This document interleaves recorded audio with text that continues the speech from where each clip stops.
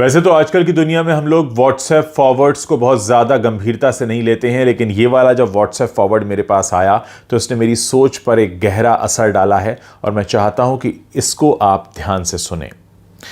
ये WhatsApp message है भगवान का घर के बारे में। कल दोपहर मैं बैंक गया था तो वहां एक बुजुर्ग भी अपने काम से आए थे। वहां वो कुछ ढूंढ रहे थे। मुझे लगा शायद उन्हें पेन चाहिए, इसलिए उनसे पूछा तो वो बोले, बीमारी के कारण मेरे हाथ कांप रहे हैं और मुझे पैसे निकालने की स्लिप भरनी है, उसके लिए मैं देख रहा हूं कि कोई मदद कर दे। मैंने बोला, आपको कोई आपत्ति ना हो तो मैं आपकी स्लिप भर देता हूं। उन्होंने मुझे स्लिप भरने की अनुमति दे दी। मैंने उनसे पूछकर स्लिप भी भर दी। रकम निकालकर उन्होंने मुझसे पैसे गिनने को कहा तो मैंने पैसे भी गिन दिए। हम दोनों एक साथ ही बैंक से बाहर आए तो बोले, सॉरी, तुम्हें थोड़ा कष्ट तो होगा, परंतु मुझे रिक्शा करवा दो। इस भरी दोपहरी में रिक्शा मिलना बड़ा कष्टकारी होता है। मैंने बोला, मुझे भी उसी ओर जाना है, मैं आपको कार से घर छोड़ देता हूं।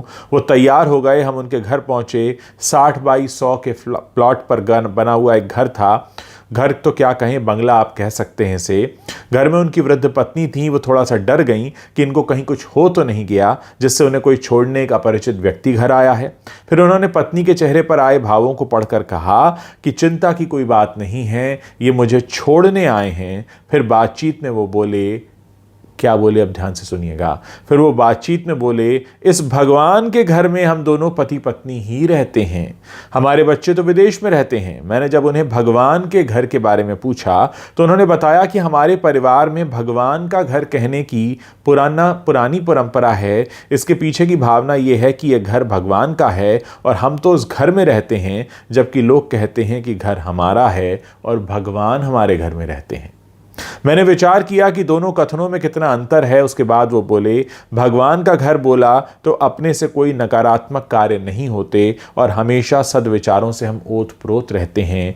बाद में मजाकिया लहजे में बोले, लोग तो मौत के बाद भगवान के घर जाते हैं, पर हम तो जीते जी ही भगवान के घर का आनंद ले रहे हैं। ये वाक्य भी जैसे भगवान ने दिया कोई प्रसाद ही है। भगवान ने ही मुझे उनको घर छोड़ने की प्रेरणा दी। घर भगवान का और हम उनके घर में रहते हैं। हमको इस कहानी से बहुत कुछ सीखने को मिलता है दोस्तों।